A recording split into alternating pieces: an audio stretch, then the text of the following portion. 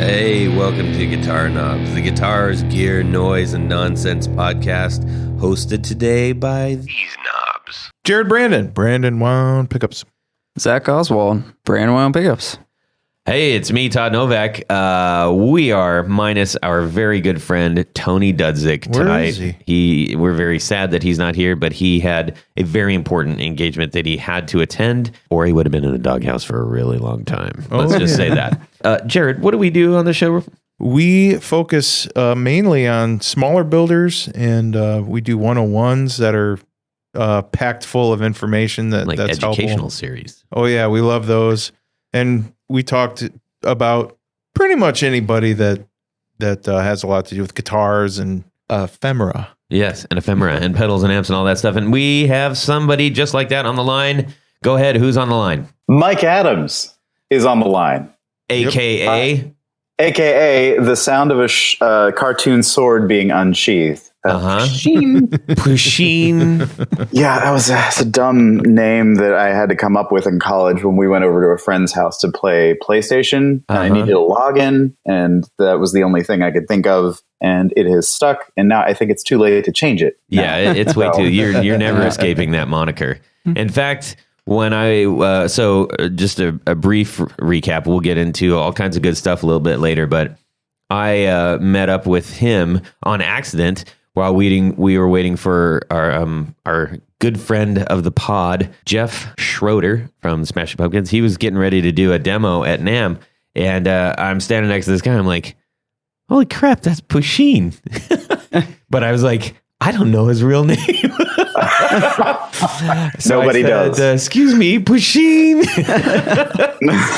and we got to talking, and we had a really great conversation. So a really good conversation, yeah. markedly. I mean, Yeah. I had a lot of conversations at NAMM. Yours was, top 5. Wow, thank you. That's quite a compliment. I appreciate that. I'm not just yanking your chain. I thought we agreed to say top 3, but that's okay. That wasn't in the script. So yeah, we got to talking. Now it did throw me off a little bit because you didn't have your trademark beard that you had for so long. It was shorter. It was shorter. So sick of upkeep. Yes. I don't have time to brush anymore now. I'm not about that life. I've moved on. Mike is famous for 3 things, maybe 4 things. At least. Can't wait to hear what these things are. Mike is famous for Mike and Mike's Guitar Bar out on the West Coast. Mm-hmm. He is internet famous for his red-orange beard. He's famous for his guitar named Pancake. Yeah. And also famous for basically calling a colossal amount of attention to offset guitars. I don't think that can be stated big enough, to be honest. Oh, thank you. Because you came on, and then all of a sudden, like after a while, I was like, dude, what's with all these offset guitars? And they're all pointing at this guy. Yeah, so it was really neat. Thanks for driving up the prices. Yeah, you're very welcome for that. That was my intention all along. Anyways, we'll get into your full story in just a little bit. We're going to cover off on a few things. We got some announcements, everybody, peoples. So I just wanted to share something. A fellow with the moniker Skinny Mustache named Nick Janner shot me an email, and he said, I just found about you guys and I am absolutely hooked. I actually look forward to driving around just so I can listen to y'all. That was very nice. He likes the 4 on the floor. But the most important thing about this email, aside from it's great to get kudos. Did I say kudos? Ugh.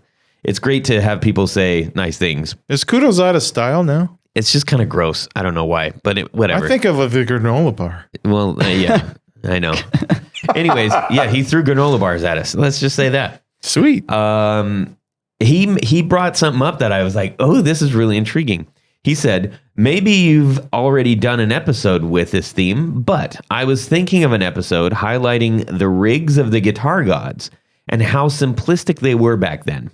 And how far we've come, a la Hendrix, Clapton, Page, Beck, Jeff Beck, I'm assuming he's referencing, Stevie Ray Vaughan, King, Collins, etc.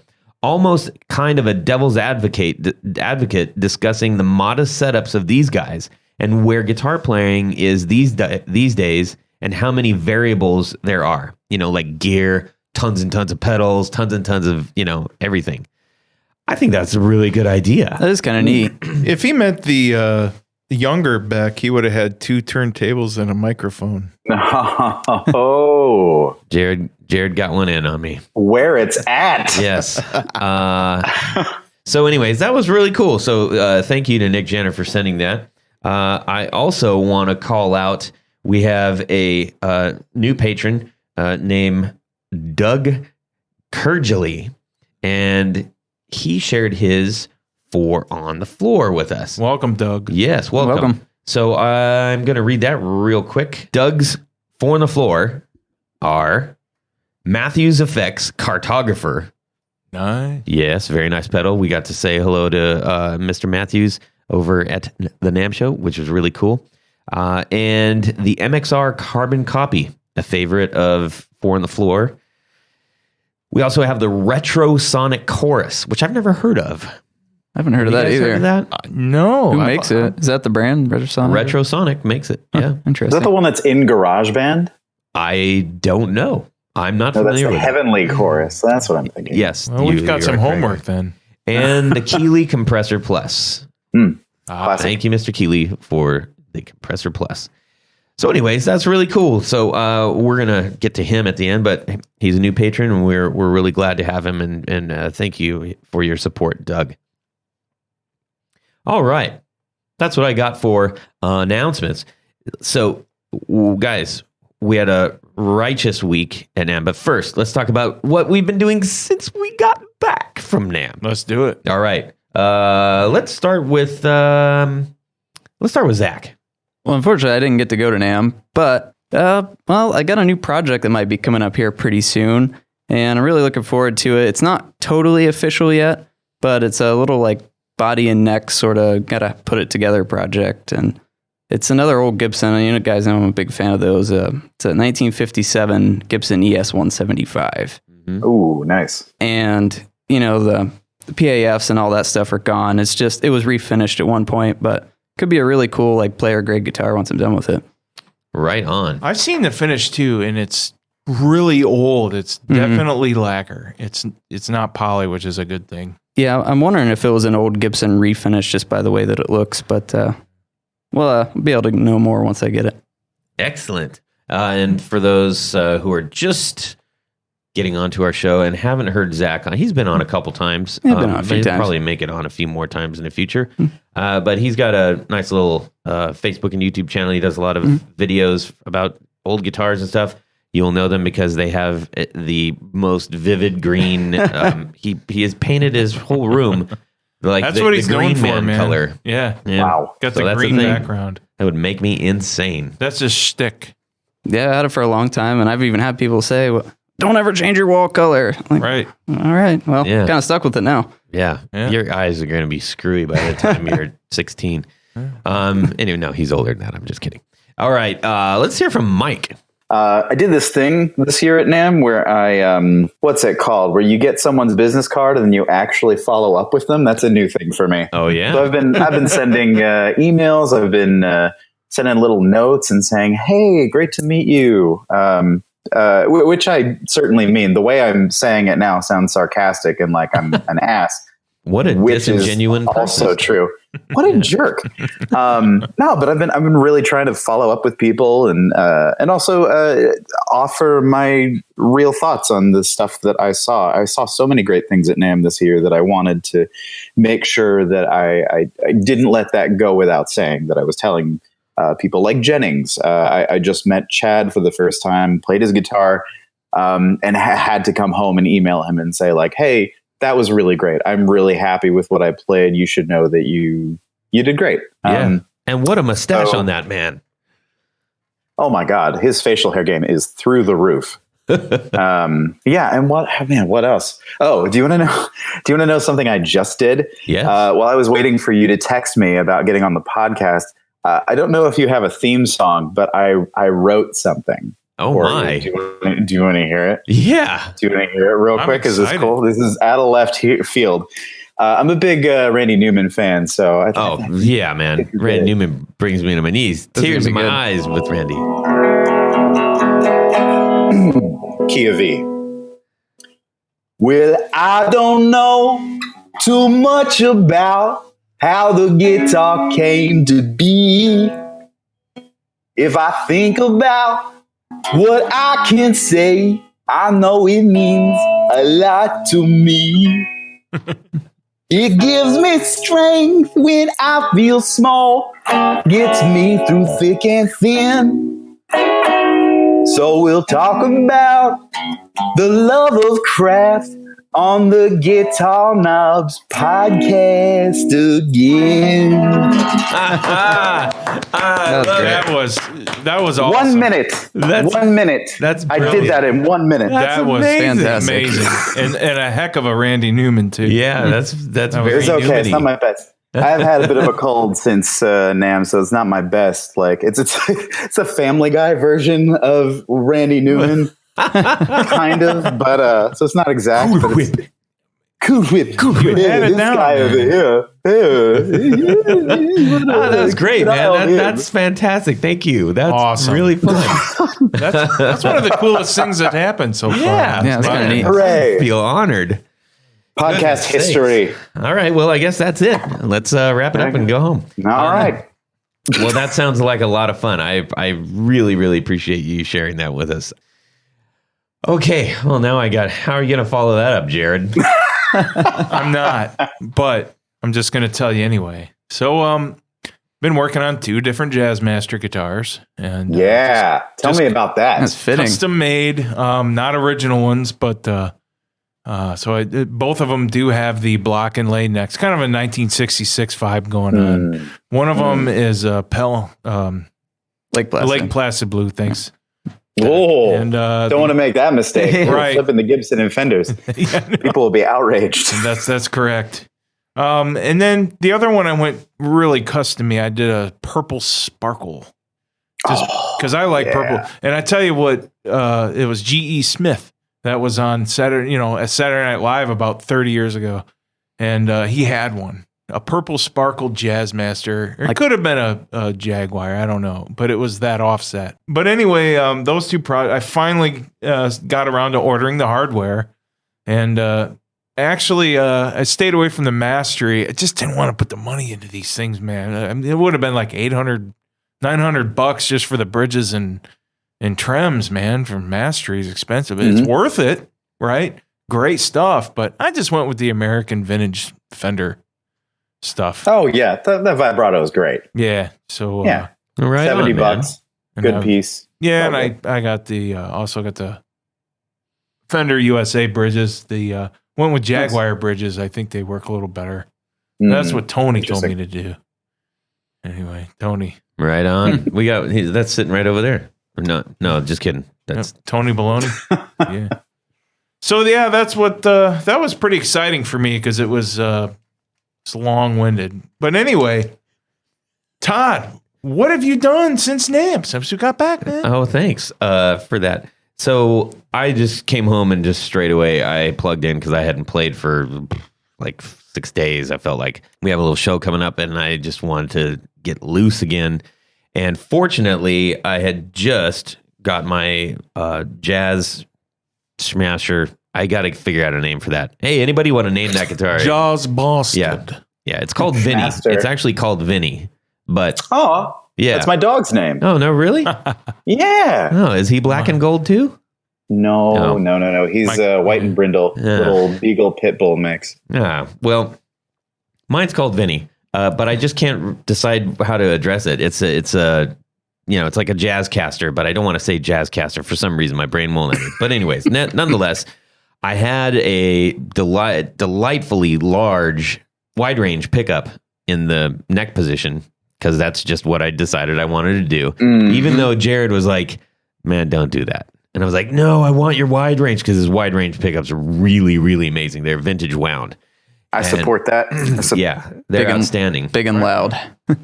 But it just sounded like a big thing. Well, it's very, if you have a Telecaster bridge, just a regular single coil, and then you have that wide range, it's kind of a weird design. If it was just too big. It's and not for muffled everybody. and- You know what I mean? Yeah. It's Kind of a unbalanced. lot of a low end when you flip that neck on. Yeah. So I don't blame you. So anyway, what'd you do instead? Well, what I did was we put a little mini humbucker in there, which is really cool from this company Screen Top. Right. And I dig it. It sounds amazing. It looks really cool, and it's a really good complement to the bridge. Yep. I dig it. Yeah, the look is really neat with the screen top. It very much so. So anyways, it's not a foil. There's a little gold piece of paper reflective, and then it's got this real super fine screen that's over that. It looks nice. And it gives it a kind really a little bit. like really cool hue. I got a couple photos on Instagram Yeah. that everybody can check out if they want to I'm see going to that. look that up. Yeah. So anyways, that's what I've been up to. Now, continuing this a little bit, we decided not to do a full-on NAMM retro show because, I have lots of reasons why, but we do want to touch on a few things about it, but we didn't want to do like the whole show about NAMM. Right. With Mike having been there and Jared having been there, Zach, you get to play the guy who wasn't there, which a lot of people weren't. And I think it's worth dispelling a myth. Mike and I were talking about this earlier, that it's not like some ultra VIP like velvet rope thing where you walk in and they shove a cigar and give you a bowl of caviar or something like that. Oh yeah, not at all. And it's not an over insiders club. It's a show, and there are builders there, and there's some celebrity value to some of these builders. You got to take your walking shoes with you. Yeah. Mm-hmm. Oh yeah. Yes. It's 4 days of we nonstop. probably walked 20 miles. Yeah, in 4 at days. least. I've certainly felt it when I got back. Yeah. I'm a big fella. Yes. So I just thought we'd just kind of give our own little perspectives on that. Couple highlights. Jared, do you have like maybe a highlight or two you want to share? Number one, being with you and Tony Baloney out there was just fabulous. Hanging out with my two buddies, great time. That was probably the most fun I had, out of everything that we did. Yeah. Just being with you guys. And when I go to NAMM, since I'm a small business and I do pickups, I do a lot of sourcing, and that's where I go to a bunch of different parts, companies, and I wheel and deal and negotiate and just, try to find more or better sourcing than what I have now as far as parts, and just trying to make my own product better. And that's not really, that's kind of why NAMM is there, but another That's thing originally what it was kind of for. Too. And I definitely took advantage of that. But as far as what I really liked that I saw was a couple of things. The Gibson booth, I know it's a big popular thing, but because Gibson changed ownership, I really liked the direction that they went this year. It's not perfect, but it's way better than it has been. And I was very happy to see what they had going on. It was very interactive. They had different stations. They had a guy working on a guitar, like fretboard. They had a winder guy there, kind of giving a little winding education. That was fun to act like I didn't know what he was talking about. And and then a couple more stations, and you would get your card punched and had a chance to maybe win a free guitar if you went to the stations. But it was just great. It was great to see that. And also Fender had the Jimmy Page signature Telecasters. Those were really cool too. I'll never buy one of those or pay for one of those, but it was just really cool to see in person. Yeah. So I think those were two of the big highlights, because I love Led Zeppelin all my life and I love Gibson all my life. So naturally I enjoyed those. But just a trip overall with my friends and seeing other friends there, and especially having Guitar Knob fans introduce themselves, that was a real treat too. So it was great to see our listeners out there at the NAMM show. And that's pretty much my take. Excellent. That was a nice little wrap up. Yeah. What, anything in particular like just surprised the heck out of you? That surprised me? not really surprised, but I will mention that I met the fellow who invented the Mellotron. His name is nice. Yeah, his name escapes my head right now, but he's the older fella. But it was great meeting him and having my picture with him because he's a little older, so you don't know how long he's going to be around. He said Led Zeppelin used to rent those Mellotrons from people that owned them when they went on tour. I'm sure he's got some crazy stories. Wow. Yeah, I know. But that kind of took me by surprise. I didn't expect to see him there, so that was a pretty good highlight. Rad, man. Oh yeah, dig it. Mike, how about you? Yeah, so the best thing in my book about NAMM is getting to see people, getting to meet friends or new friends and people you haven't seen in a long time. Mm-hmm. I look forward to hanging out with Nick Greer every year. He's a good man. Ben and Louise from Dwarfcraft are big in my book. They're great pedal makers, but they're people I genuinely enjoy talking to. Mm-hmm. Same goes to Blake and Justin from Tone Mob. Seeing Leon from Pelican Noise Works is always a treat. The Pelotar is a pedal that I just kind of call upon in the studio all the time. But other than that, other than seeing, a bunch of great people and I've met some really nice, kind folk who were good enough to tell me that I'd helped them in the past, answering guitar questions and things like that. That's really special every year. But I really just go to NAMM to see people and then to see what kind of strikes me, what's new and what's fun and what it doesn't seem overly cynical. I think the guitar industry can very easily kind of like an Ouroboros just kind of like eat its own tail. And you're constantly chasing the same guitar players, the same sounds, the same classic rock stuff. And so I like to see innovation. I like to see some new things, new takes on old designs. I like to see new horrendously weird pedals that may border on unusable, but it's good to have options. That kind of stuff. And I also, the first thing I do when I get on Thursday is I go to see Fender and Gibson when they're there, just to, usually because they have stuff I like, but also to get them out of the way because I want to leave as much time as I possibly can for small builders. But this year, I will echo prior sentiment. Gibson honestly blew my mind. I was not expecting the showing that they brought this year. Having repaired so many of them, having had to replace robot tuners over the years, I didn't know what I expected, and especially since they weren't here last year. I just thought I'd go in, have a look around, see if I knew anybody, and move on. But I think I spent like a good 30% of my NAMM experience at the Gibson booth, marveling, playing. Wow. I was so impressed, honestly. That leadership change, I wasn't sure how much of an effect it would have, but every employee at that booth that I spoke with likened the change to having their hands untied, that they were finally able to make guitars that they really love, that they can focus more. They're not having needless innovation crammed down their throats all the time. It honestly, it felt like a return to form. And having grown up on Gibsons, I know I'm associated with the Jazzmaster, but I played Gibsons from the time I started, which was like 1992, all the way up until 2010. I was Gibson only, and fell out of love with them because of quality issues and because of, just all that old stuff, all the old complaints I don't need to bring up.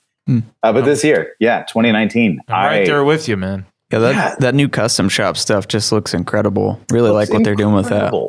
Even I had Brandon from the Montana plant was kind enough to show me around the acoustic guitars, which I don't normally pay attention to. Like, acoustics are fine, but I don't have as much fun on them for whatever reason. But he showed me the G45, which is their base model acoustic, still made in America, but it is like $999, super cheap for an American-made Gibson.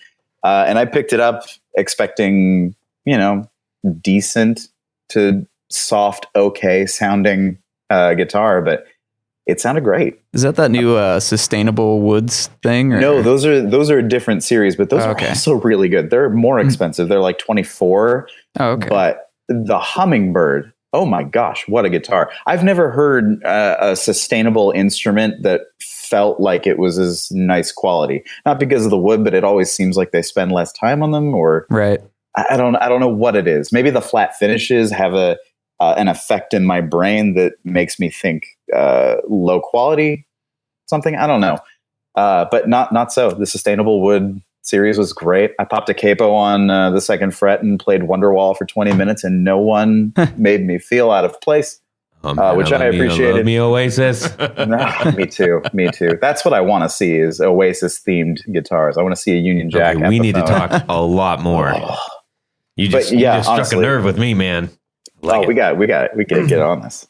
Supersonic all day long. I think Supersonic was the one thing I played at every single booth that I went to, because I notoriously can never think of what to play at booths or guitar shops or in general. I'm really bad at that. But yeah, Gibson blew my mind. Absolutely. 100%. I am going to sell a bunch of stuff this year to buy a Trini Lopez reissue. I don't want the vintage one anymore. They brought back the one they had in that booth was that good. Wow, I didn't realize they brought that back. That's interesting. Yep, they brought it back, and they've had a reissue available for a while now, but it was never exact. Like, it had an extremely large 50s neck, right? No binding on the F holes, the wrong ear shape, all these things that like a geek like me would care about, but a regular consumer would just go, "Oh, cool guitar," right? But stuff that I was really passionate about, and which is why I was focusing on getting a 66 or 67. But now I don't see the point. It's the first time I've ever said that. I think you'll like the neck on the new one anyway. Oh yeah, I mean I played that one. That's why I spent so much time up in the Gibson booth, was I was playing that one so much. That super tiny 60s neck.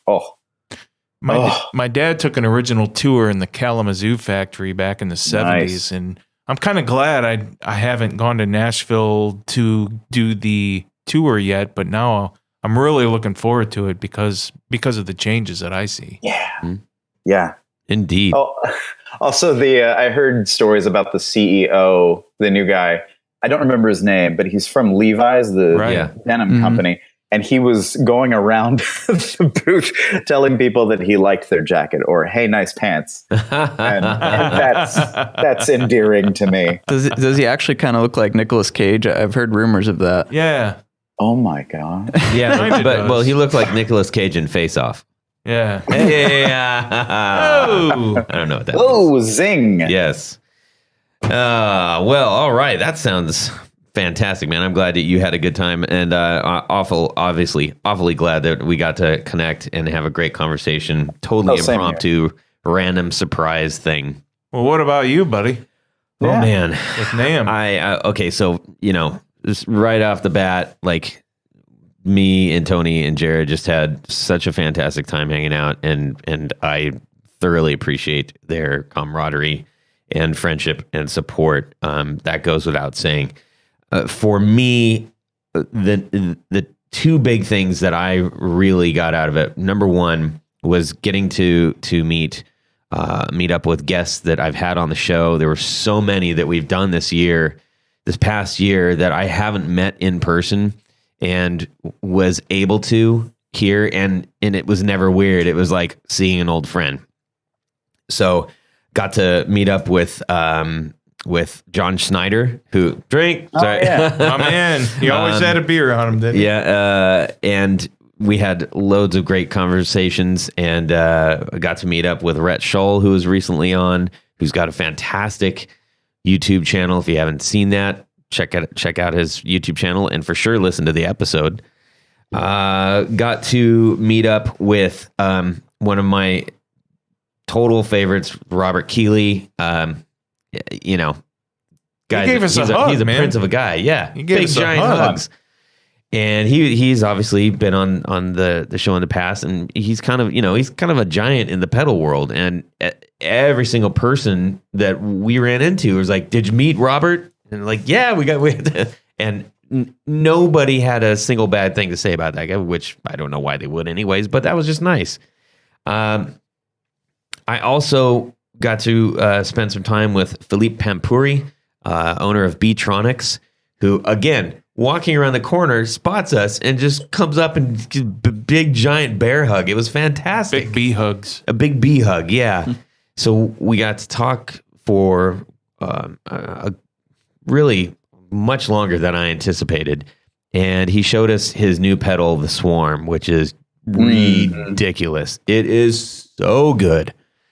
And I tried to offer him money 3 times for one of those, but he couldn't because they're not in production yet. But my goodness, I really enjoyed that pedal. And his whole booth was just outstanding. Really incredible. Oh, yeah. Nice. I thought that display was incredible. Where he like took his iMac and laid it down and built a box around it so that you could manipulate what's happening on the screen just by turning the knob of the pedal. Yeah. Blew my mind. It was totally unexpected. You know, most of the pedal setups, if you go to them, they got headphones and you plug in your guitar and you can kind of twiddle around on the pedals and sometimes they actually have dual headphones, so the pedal maker can listen to what you're playing, which is also like, I was planning on just playing really crappy and having just me listen to it. And they're like, okay, cool, let's see what you do with this. I'm like, we're all self-conscious. Yeah. So that's usually a pretty great experience. But yeah, he set up this pedestal that had a screen and a knob, a big giant knob. On the screen was painted like honey was like a big blob of honey had dripped on the screen. And on top of that honey blob was his new Swarm pedal. So he gives us the headphones and he's like, all right. And he hits play and that big knob turns up the volume. And then we watch a video of his, of this song that he created in multiple parts using this pedal. First of all, the presentation is amazing. Second of all, the video is outstanding. Incredible video. The song is fantastic. So and then trippy. He's got his headphones on and he starts twiddling the dials on the pedal, which is changing the music in the video. It's ridiculous. It's sick. Yeah, it's so good. And genius. The cool thing about that is when you're just playing and you're twiddling the knobs and stuff, you can get an idea of what that sounds like.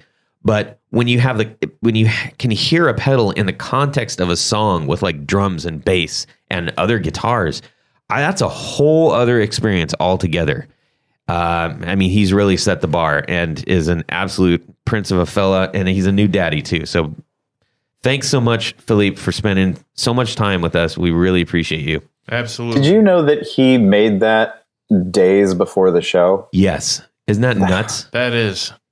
That's got, Some people like, just mad have like an scientists. extra measure of While he was genius, having and a it makes kid. me so mad.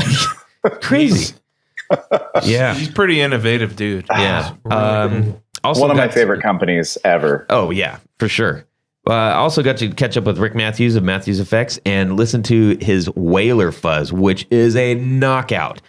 Absolute knockout. One of the problems that I have, I love fuzz.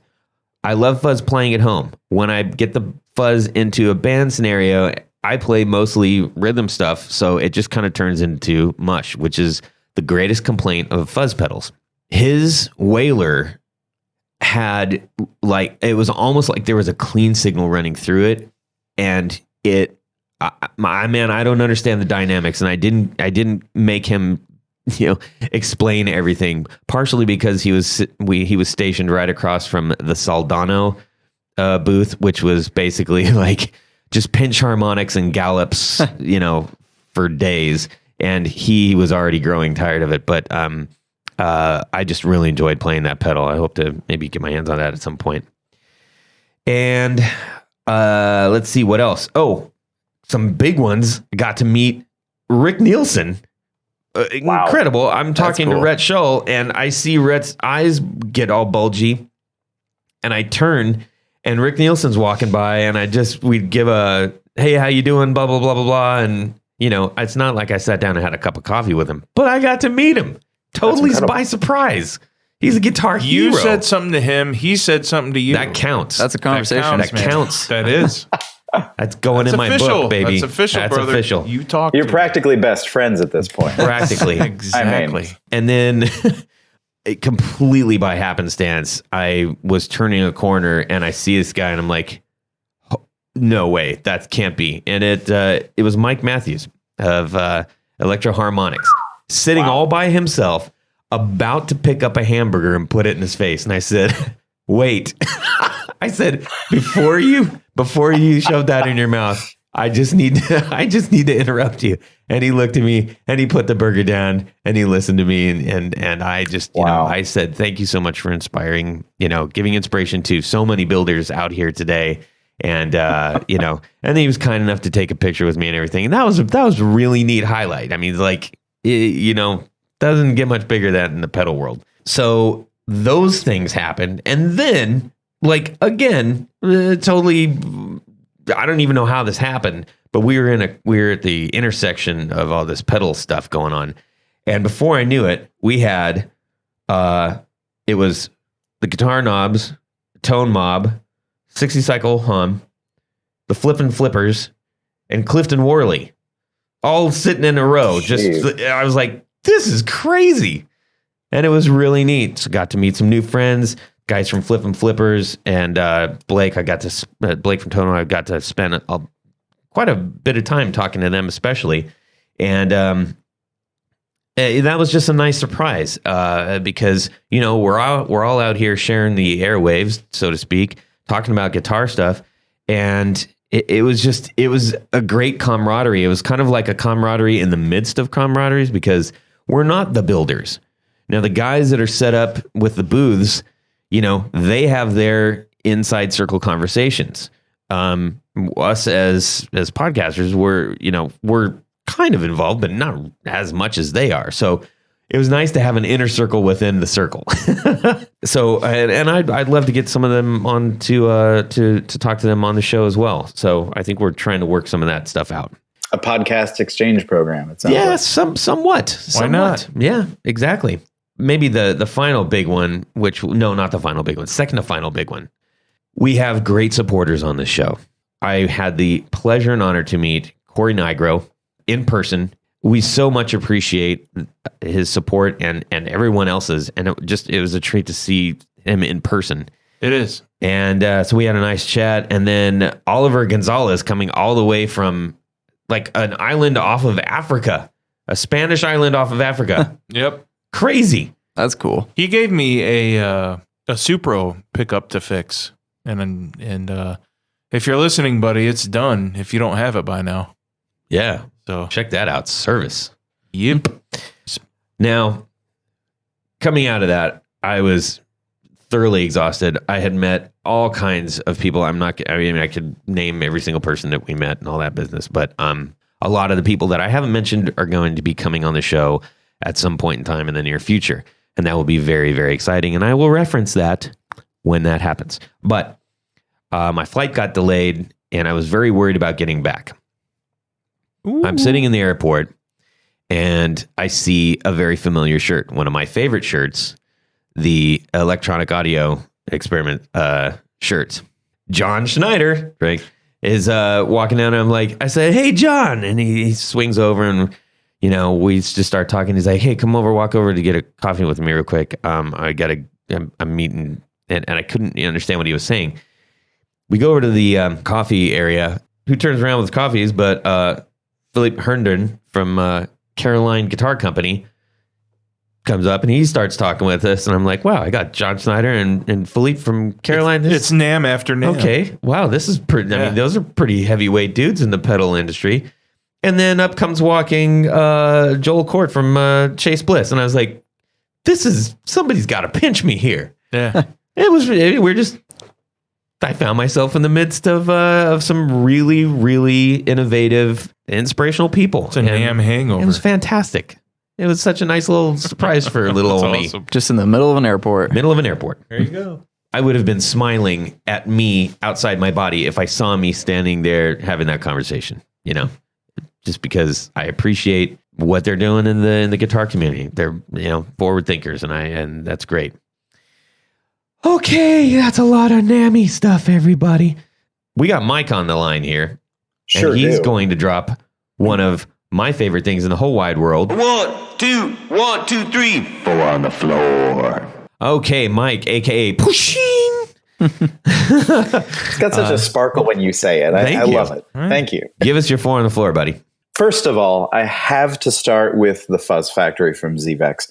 That pedal was the pedal that got me into pedals. I remember seeing it on their old website. They had these demos. I think they still have the same demos.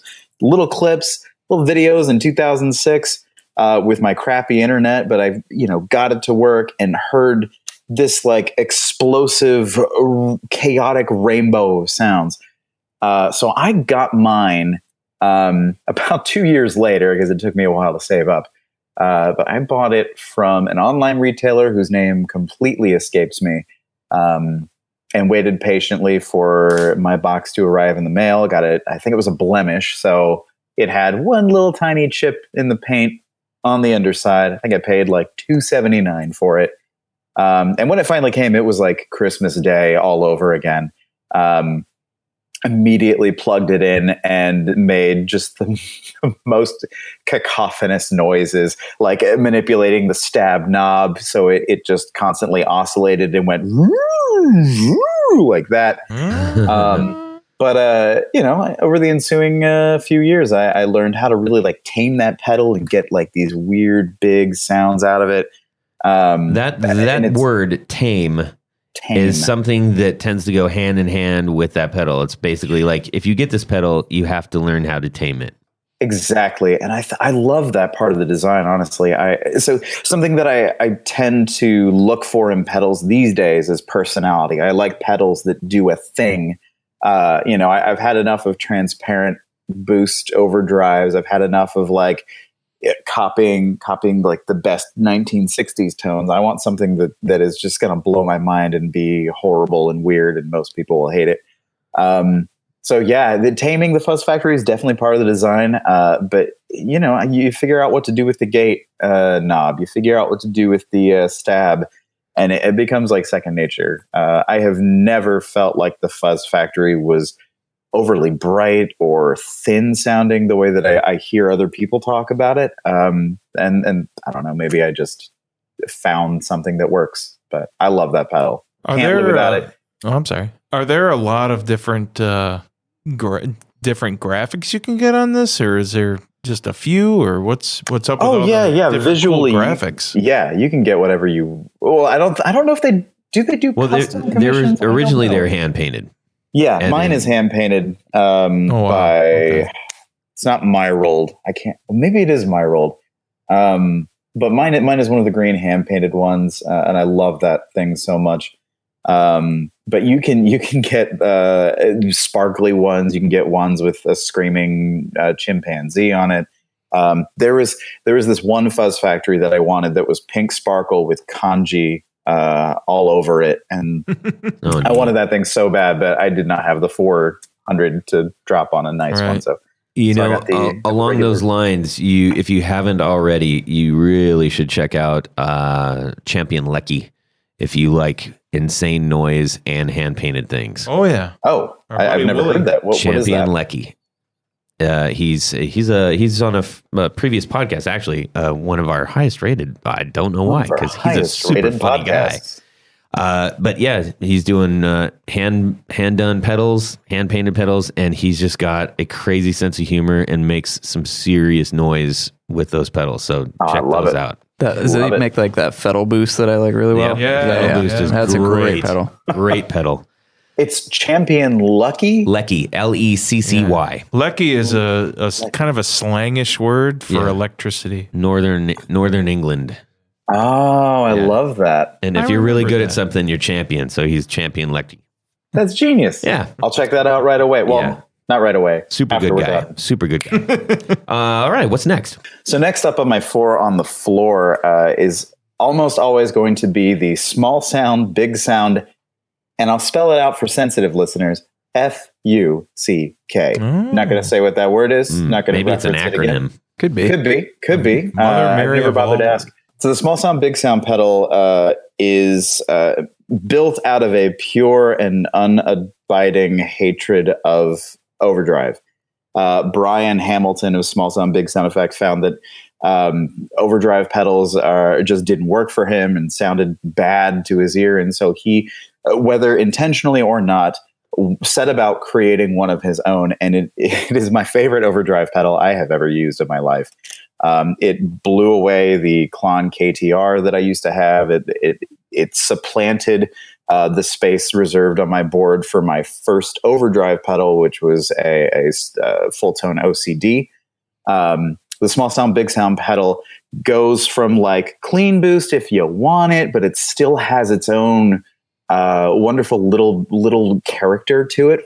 And then as you crank up the dial, it goes into like a good raucous overdrive all the way into fuzz. It goes into overblown territory. There's even a switch on the pedal that emulates a blown tube. And so if you want your sound to just completely implode, it does that, and it does it beautifully.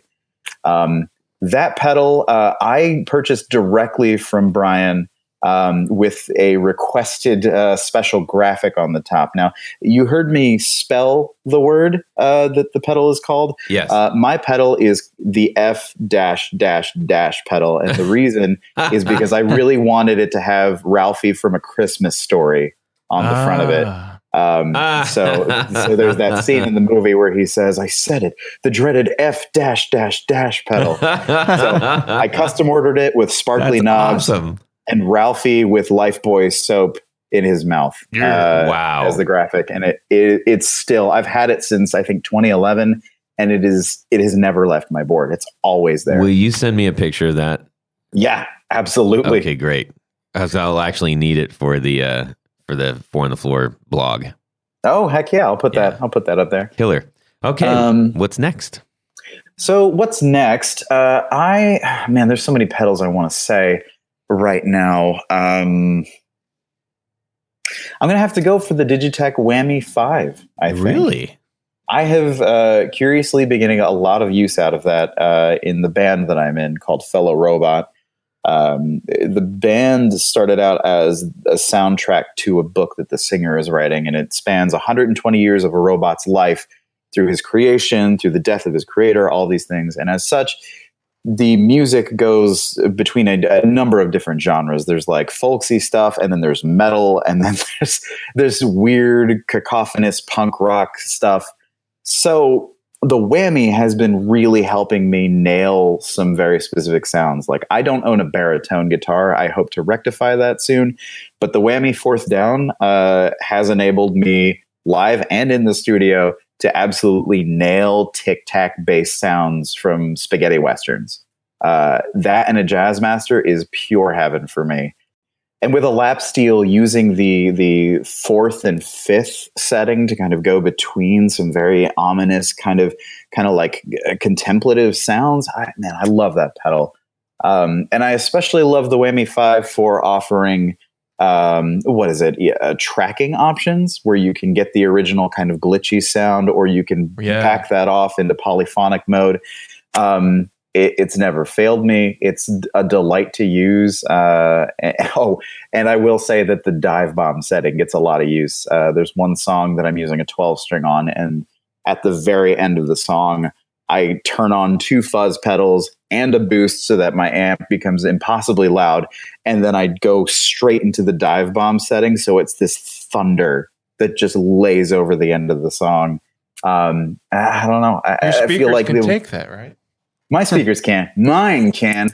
I buy those 100-watt crazy overblown Celestians, and they seem to do fine.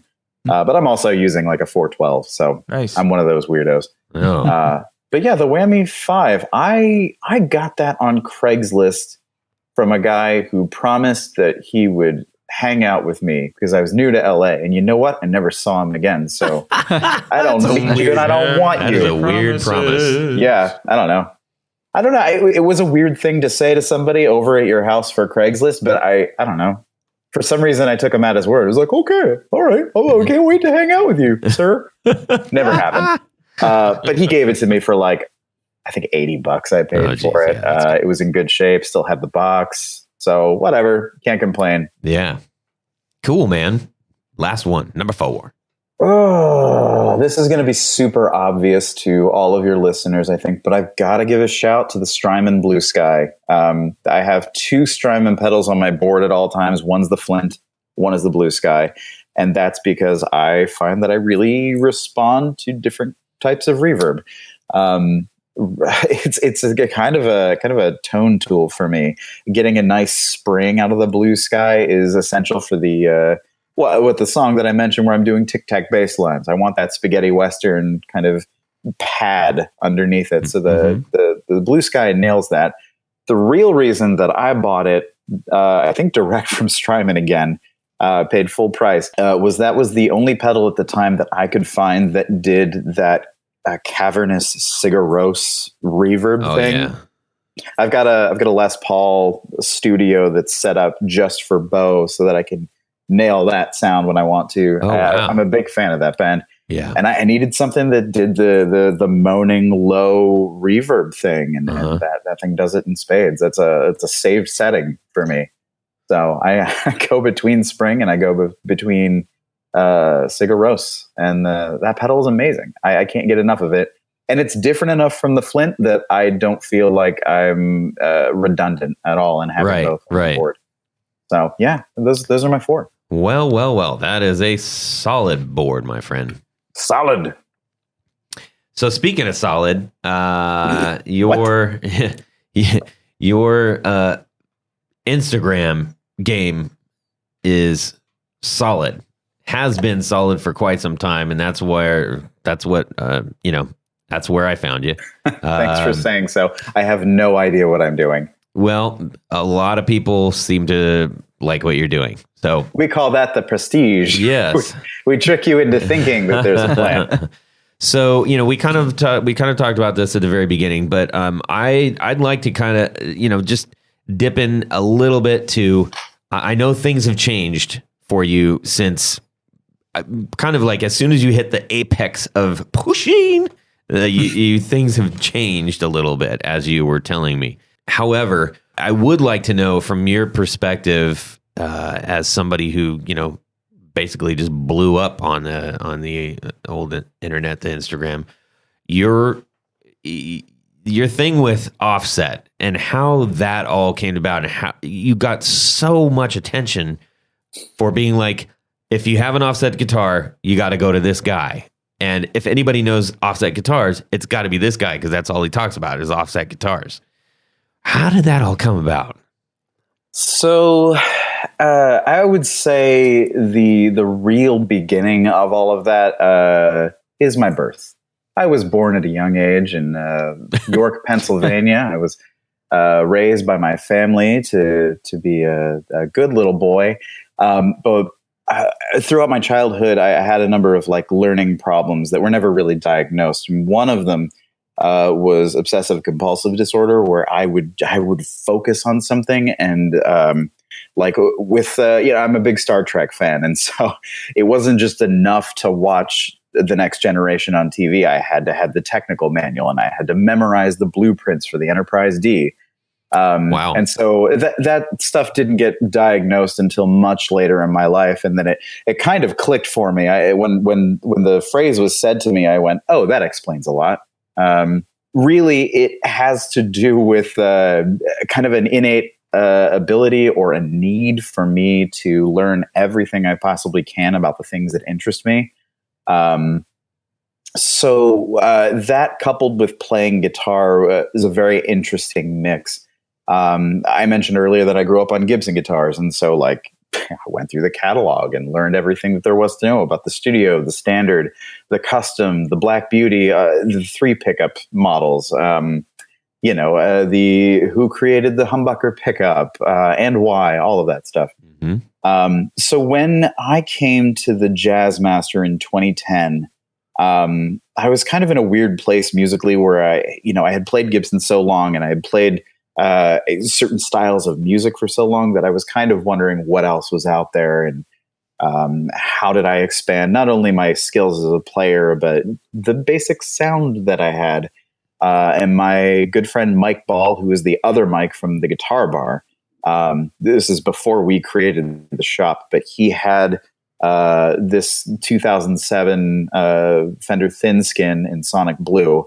And for some reason, I really wanted a blue guitar. I never really liked blue guitars, but I don't know, I had my heart set on Sonic or Daphne, and this one was Sonic. And he said he would trade it and some money for my 69 SG that I had. And I said, okay, let's do this. I would have done the same thing. Yeah. I was a big Nels Cline fan, and I was like, all right, let's see what he's on. And within, I would say the space of a month, I had torn apart the guitar bit by bit to understand everything about it. And I do this as a luthier too. Like when I was really repairing guitars and that was my lifestyle, if I had a question about something, I would just buy it and tear it apart. That's always kind of the way I function. So I did that with the Jazzmaster that is sitting right beside me right now. I still have it. It's called R2. It's one of the best new Jazzmasters I've ever played. It really, really started the whole thing for me. So I tore it apart, learned everything I could, consulted Leo Fender's original design documents, the patent applications. I actually have the patent application tattooed on my left arm. That's awesome. Yeah. So I did a deep dive in understanding not only like what the intention was behind the guitar, but the complaints as well, because I was hearing from people who were saying, oh, you need to have a buzz stop, or you need to Loctite all your screws. You need to change the bridge because they're horrible to play. And I thought, oh, that's weird. We call Leo Fender a genius, but this one guitar, we were like, oh, he got it wrong. And it didn't seem possible that Leo Fender would let something truly flawed out of the factory. And so the more I dug in, the more I realized that the original intent of the guitar was really the jazz and Jazzmaster. He was aiming directly at archtop players, and his aim was to make a solid body with the string geometry of an archtop. So when you look at an archtop from the side, the strings go from the tailpiece over a floating bridge and then down at a steep angle on a neck that's kind of coming off the body, pitched back. Yeah, it almost looks more like a violin or something. Exactly. Yeah. And that is, when you look at a properly set up Jazzmaster, it's doing the same thing. And all of a sudden I went, oh my gosh, this is the whole thing. And so, yeah, tearing through old design documents and finding all of this material that was it seemed pretty obvious from the drawings on the patent. It seemed obvious from, everything, all of the promotional material that came with the guitar, that was the intention. In fact, some of it is explained in the owner's manual, but nobody reads those. I mean, it was called Jazzmaster.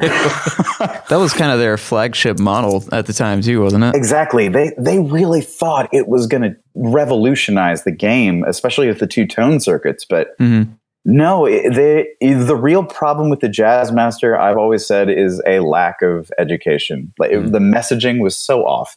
The features were praised and they were print bold on every brochure, but there was never like an emphasis put on maintenance, really. And so when people started putting 9-gauge strings on the guitars, or people took the guitar apart to strip it brown like they did in the 70s, they would see those little card shims, the little fiberboard, and they'd toss them because why would you need those? And so the Jazzmaster just totally fell out of favor. Same with the Jaguar. Although I would argue that they both found an audience in surf players and the avant-garde later on in the 70s. But I don't know. I've always had a thing for underdogs. I've always really related to them, probably because I grew up a Star Trek fan and a nerd with red hair. And I was mercilessly bullied for my entire school career. So I see a guitar that's, getting mistreated on the internet, and I say, hey, I got you. Here. Let's do this together. So that's a long-winded explanation for why anybody might know who I am, is because I oh my gosh, I expended every of my limited resources on understanding these guitars. And I have been so fortunate to work for a bunch of my heroes or people that I think are really amazing cutting edge musicians. So as a result of, I don't know, being the guy willing to do the legwork, here I am. Interesting. Yeah. That's it's really weird how people fall into things, you know. Famously, you basically had Rivers Cuomo. Okay, talk about that guitar for a little bit. Oh, so that's the other thing. In 1994, when the Blue album came out, up to that point, I was listening from to Weezer. Just to clarify, anybody who doesn't know that, he's so I was mainly listening to punk rock, which is great. I still love punk. Man, that's why I have a really hard right hand strumming pattern as my punk rock leanings. But when I heard the Blue album, they were these wonderful little pop gem songs that were just heavy as heck. I don't think even since the album came out that I've heard guitar tones that were so massive sounding. Like the world has turned still to this day. Man, yeah. To me, just when I turn it on, I can feel that rumble in my chest. Like, what an amazing song. Well, and they're not accompanied by like the rest of the music doesn't sound like that. And that's kind of the success of that. It's an amazing marriage of gigantic sounding guitars and acoustic and synth. Matt Sharp's synth work on a lot of the B-sides are the most thrilling moments for me of the entire Weezer catalog. But so I was a huge Weezer fan. For whatever reason, I won't get into it, but you know, a lot of Weezer fans kind of fixate on those first two records, and that's a lot of what people seem to want. A lot of Weezer fans are like, I don't listen to anything past Green, or I only like Blue Album or Pinkerton, and they're not the same band. And whether or not that's true, I honestly, I don't feel like getting into, because that's a whole thing. But for me, those first two records and the B-sides that come from the ill-fated songs from the Black Hole album that never came out, those are my favorite songs I think I've ever heard in my life. So when I met Mike Ball, who's the other Mike from the Guitar Shop, we bonded immediately over a mutual love of Weezer and power pop. And at some point, I would say in 2013, we had the Guitar Shop for about a year. Shop's doing really well. All of a sudden, we have the money to buy really great gear. And the more we listened to Weezer, the more we realized that Seattle was chock full of Weezer tribute acts. And so we went to see some of them, and some of them were really good and some of them weren't. But the one thing we walked away with was the notion that none of them were actually nailing the tones, which was the most important part to us as guitar players. And so we kind of looked at each other one Wednesday night having a beer after the shop closed, and we went, I wonder if we could do this. And so we, again, did deep dives on Weezerpedia, the Weezer gear page, essentially. Poured all over the records, poured over, weird, obscure concert shots from somebody's, a disposable camera in 1996, and tried to figure out what was really going on. And so over the next year, we replicated their entire touring rig from between 94 and 98. It's ridiculous. We not just like doing pitch perfect recreations of the guitars, but also the amp rigs. Like Mike tracked down a Mad Amp bass head. The GT200, I think, is the model on that. And that was thrilling. He bought himself a 1970s Ampeg 810. And then I had a Marshall 1990 style 810 cab with 4 12-inch speakers built for me, because I figured that was also part of it. And turns out, having big, stupidly oversized cabinets is really fun and sounds just like what you'd expect. Right. Those Ampeg cabs are monsters. And then that's to say nothing of the guitars. Like I ordered just like Rivers did, I ordered a neck and a body from Warmouth. and then Seymour Duncan Trembucker in the bridge, DiMarzio Super 2 in the neck.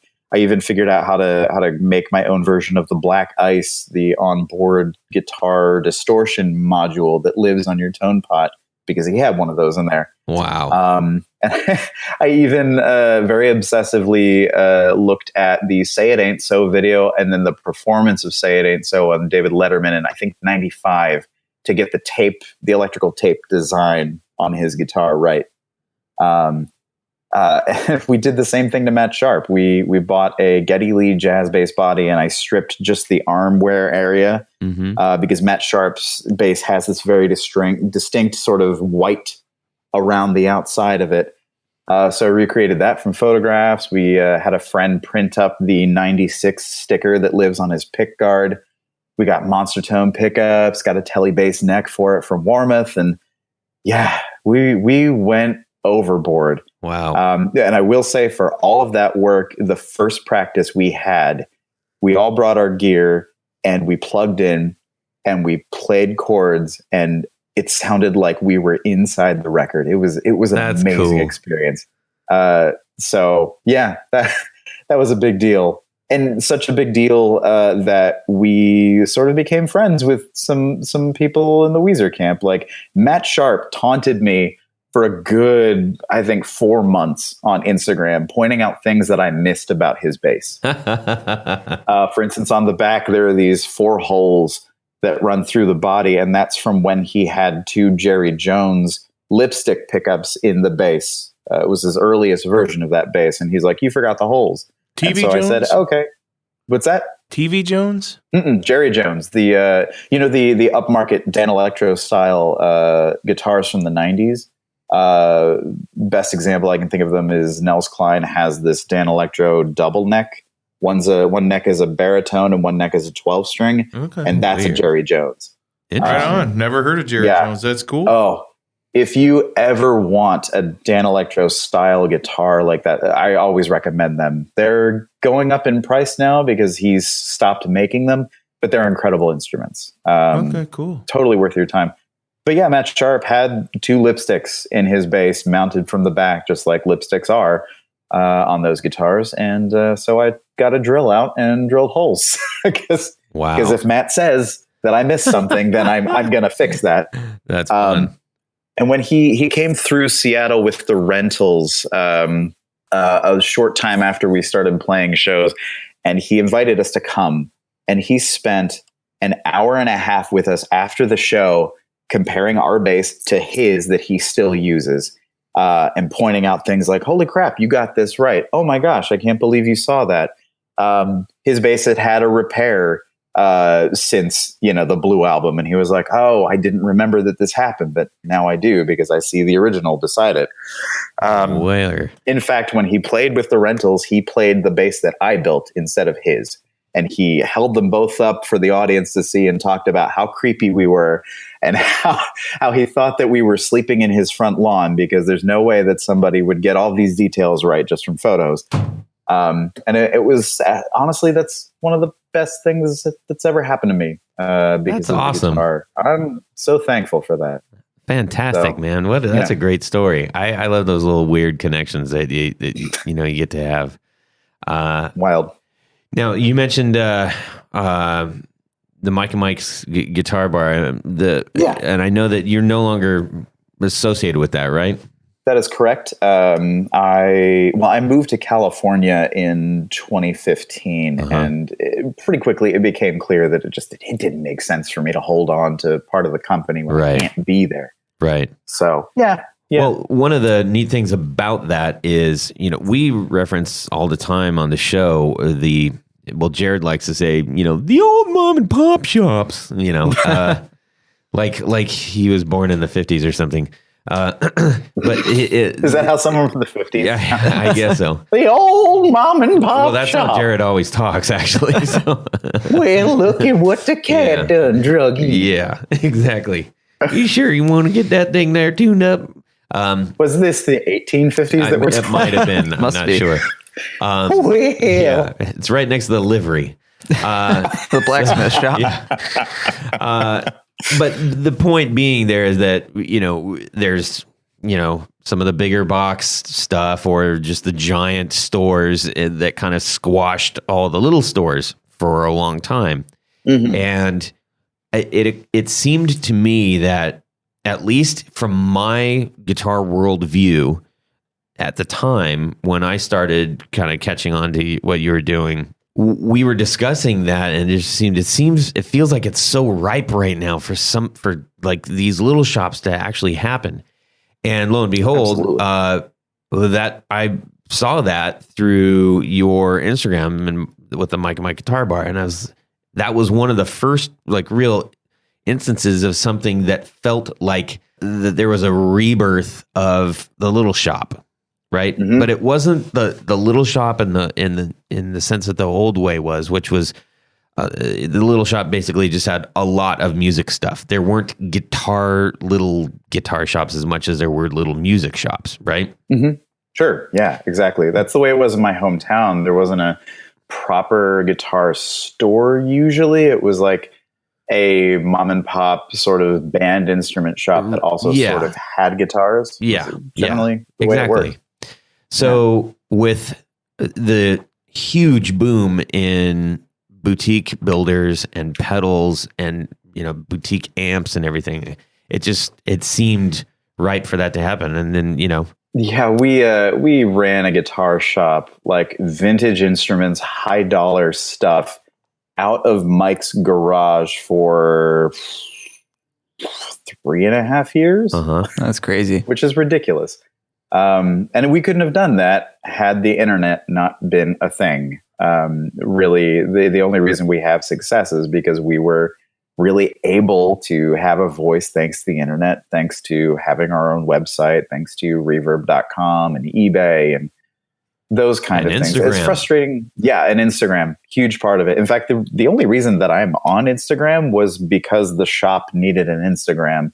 I already had one, so I just said, I'll post what I'm working on every day. And weird. It's weird that happens. For a while, I was the only contact the shop had to Instagram, and then eventually I convinced everybody. I was like, hey, I don't want to sell on my page. Can we make a shop Instagram? And weirdly, it took some convincing, but eventually I said, I'm not posting anything until we do this. Yeah. Because I was like, I want to post pictures of my dog, and I feel like I can't do that right now.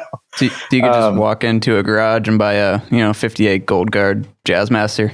You absolutely could. That's so cool. Hanging on the wall above the mid-century modern couch. It's kind of like a destination shop, really. I mean, right.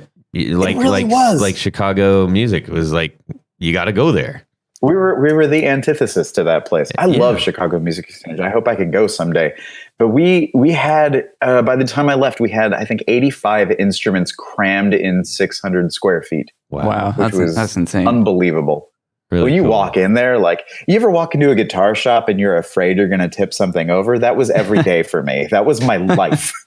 Especially if you're selling high dollar stuff like that too. Yeah. Yeah. Well, I mean, luckily it always worked out. We never had an accident. Even there was one time that a gigantic dog, like a Saint Bernard, came in, and we were all very worried, but he was the most gentle Saint Bernard in the world and didn't tip anything over. Well, that's still going, right? That's that shop, right? The shop is still going, but thankfully it is no longer in a basement. It is actually a real shop now.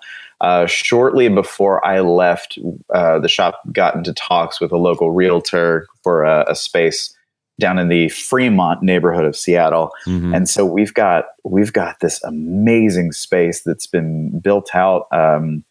Mike and Ben and our buddy Jake, who you know as Verbageddon on Instagram, all of them worked so hard to build this office space into something that honestly is truly beautiful. I cannot believe that I helped make that happen. It's this wonderful space with beautiful light fixtures. The wallpaper on the walls is actually made from old player piano rolls. Wow. Yeah, it's an amazing space. And the gear is still so good. The stuff that they get, like, I'm so jealous I don't get to touch it anymore, living states away. So yeah, amazing shop. I'm so proud of what we were able to build together. So really cool. Shop. Yeah. Last thing that we'll hit on right now is I got to know Pancake. Pancake. Yeah. The guitar that's more famous than I'll ever be. Where'd you get it? What's up with the name Pancake?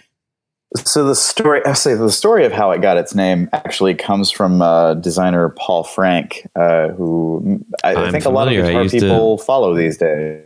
Well, the original Paul Frank with the monkey face, it was actually I met him a long time ago. He lived down by where I grew up. Yeah. Yeah, that's the guy. He's the best. Julius is a world famous monkey who lives on lunchboxes and T-shirts and every sort of thing. Pajamas are big for Julius, and Paul is the guy who created him in the 90s. Paul, turns out, is one of the nicest, most humble people I have ever met. It's crazy. It's just crazy to think that I've met him. But he found me on Instagram in 2015, I think right before we moved to California. And he said, "Oh, you're coming to California. I would like to make a strap for you." What? And so he sent me an email and said, "What's your favorite word? I'll put it on the strap." And thought for like a whole week, and I could not come up with my favorite word.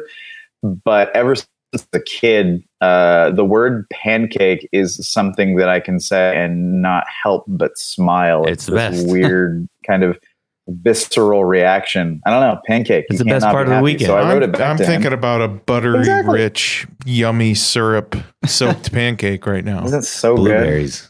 Isn't it just a comforting image to have in your head? It's wonderful. Love pancakes. So it's all based on that. It's all based on that. I sent him an email and said, I don't know, pancake. And then like 2 weeks later, a strap showed up in the mail. And I was like, so okay, cool. I guess that's what this is. At the time that I got it, I was back in Seattle shortly doing a run of Godspell in a theater called Taproot. I was one of the onstage musicians. And that strap came in, I put it on the guitar. And then there was a girl who was one of our stage managers, and she was responsible for bringing the guitar to me at certain points of the night. And she just started going like, "Hey, here's pancake. Here's pancake." And I went, "That's not what." That's great. No, that is what it's called. Thank you. That's what that guitar is called now. So that's fantastic. Yeah, Scrumptious. that guitar is something else. Oh, outstanding. Well, man, I really appreciate you sharing your story with us. I know that there's way more to it. And you know what? We'll just have to have you back on and we'll talk about other things. Anytime. And I promise I'll write a better song. No, are you kidding me? That's the best. That's fantastic. It was awesome. Yes. Now, Jared. Well, ladies and gentlemen, it's time for Would You Rather? Oh, I've heard about this. I'm shaking in my boots. That's correct. This week's Would You Rather is brought to us by one of our friends and listeners of the podcast, Corey MacArthur. And his Would You Rather is pretty cool. If you could only be one of these things, would you rather be the best soloist, or would you rather be the best rhythm guitar player of all time? It's either one or the other. What would you rather be? Oh, it's super easy for me to answer. I would be the best rhythm guitarist of all time, hands down, no question. Huh. Malcolm Young. That's all I want to be. Yeah, I can see that. Absolutely. For some reason, that the same thought, Malcolm Young, entered my brain. Interesting. I think he's the best ever, best that ever lived. Yeah, and he played that. What was it, a Rickenbacker or something like that? Gretsch. Oh, Gretsch, that's right. With the pickups all busted out. How about you there, Lynn Bob Ironi over here? I think I'd actually have to go with the solo just because I rarely ever play in a band sort of context. So when I'm playing, I'm usually just playing by myself and Noodling. Right. So I'm a noodler. So yeah, I'd have to go with the solo. Interesting. Jared. This is tough because I appreciate a very good both of these. When you're by yourself, you always need some sort of rhythm. Gosh, I don't know. I'm going to go rhythm. What the heck? Heck yeah. Yeah. Team rhythm. This is indeed hard because that's all I can really play. I can't play a lead to save my life. I mean, I really can't. I just whatever. No. I can't I'm very bad with math, and I can't play lead guitar well at all. I can bust out a couple licks here and there. Teach you. I would appreciate it. That said, having spent all my life basically as a rhythm player, given the opportunity, I think I might actually like to try the other side of the tracks for a little bit. So I'm going to go with solo. I don't play any music that actually has solos, so I would want to at least see what that's like for a little while. It's the art of noodling. Yeah, but not not insane. The kind of like, okay, we get it. You know how to solo. Dream Theater. Let me show you another sweep. No.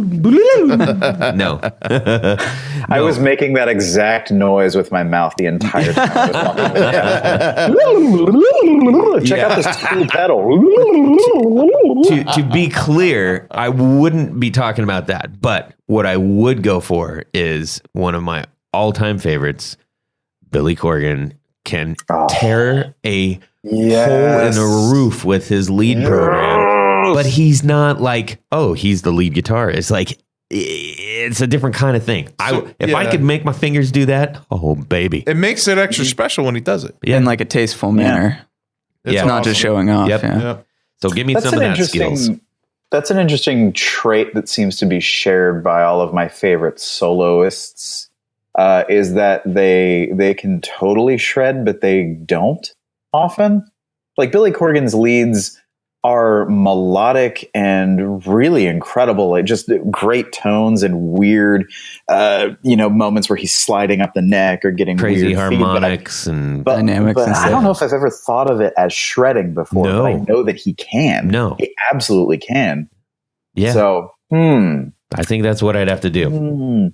I have one more thought to add about my rhythm answer, and that is all I will say about it. Is that rhythm is what gets people moving. For sure. And that is super important to me. That's the connection with the audience. Solos are amazing, and they're great to wow people. And I don't know, if you can sing a solo, I think it's 100% guaranteed to be a great one. But I don't know. I'd rather just stand to the side of the stage, rock out, bob my head.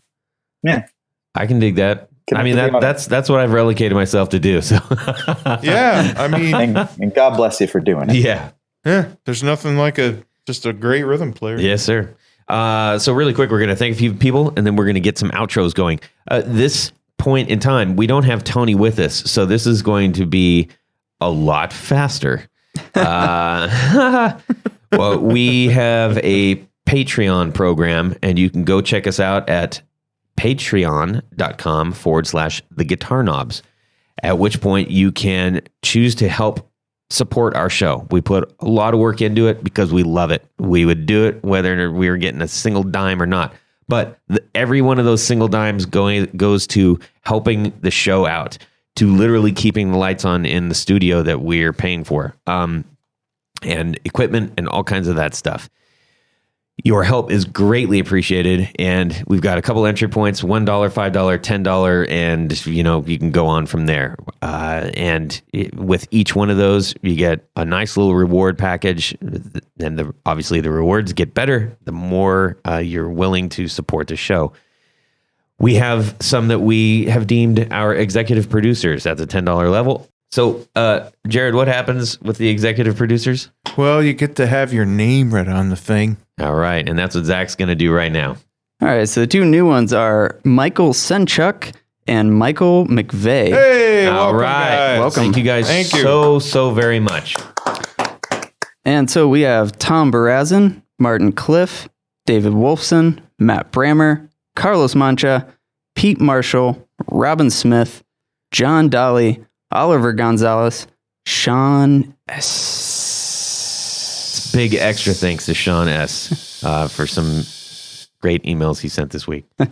Chris Kearney, John Anglin, Robert Marfleet, Darren Gregory, Doug Christ, Michael Van Zant, Brad Partridge, Doug Gahn, Corey Nigro, Ken Sayers, Jonathan Jerusik, Brian Robinson. Oh, that's it. Brian Robinson. Yeah. Hey. All right. Thank you guys so very much for your help. Regardless what level you are supporting, it means so much to us. And we hope you go check it out. If you're not currently a patron, please give it a thought. As we're starting the new year, you're going to get a whole lot of new podcasts coming at you. And there's a lot of good past information you can learn too. Yes, sir. So let's see. Mike, where can people find you these days? People can find me on Instagram at Puisheen. Puisheen. Sound of a cartoon sword. Don't forget that.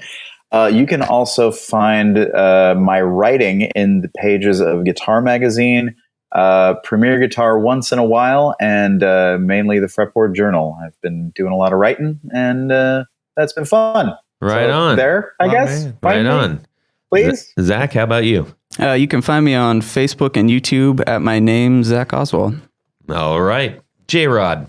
If anybody out there is looking for some new pickups or new pickups that look old to match your old relic guitar, visit me, Jared, at Brandon Wound Pickups. Throw me an email and BrandonWoundPickups.com. And I'm on Instagram and All that business. that's right. And Tony Baloney, who's not with us, also his real name is Tony Dudzik. He is the pick guardian. And if you need a new pick guard done, man, oh man, this guy is the business. He's the man. He's the man. He's the good. man that a lot of these guitar companies that we're referencing go directly to, actually. The biggies. Yes, the big ones. All right. As for me, you can send a note my way via direct message on Instagram or shoot me an email, todd@theguitarknobs.com. And please, people, send us your would you rathers. We'll read them just like we did today. Yep. It'll be great. We'd love to hear yours. All right, everybody. It has been great. Mike, thank you so much for sharing your time with us. We love having a new friend of the podcast, and we look forward to meeting you again on these microphones sometime soon. Thanks for having me. It has been fun. For everybody else, have a great guitar week and subscribe. Yeah. All right, baby. I like you. Oh, you guys actually Oh, edit? I edit this. Yeah, are you kidding me? Oh my god! Give me one more. Don't remember the name again. Here we go. Who is this MacArthur character? Lost my train of thought. That never Sounds. happens to me. Well, that's it for these knobs. Please visit our Patreon page at patreon.com/theguitarknobs. Visit our website at theguitarknobs.com for all of our past episodes, 4 on the Floor blog, and other good stuff. You can connect with us on social too at our Facebook page and share your gear and stories on our Facebook group. Also, be sure to check out our Instagram at Guitar Knobs. Catch you next time.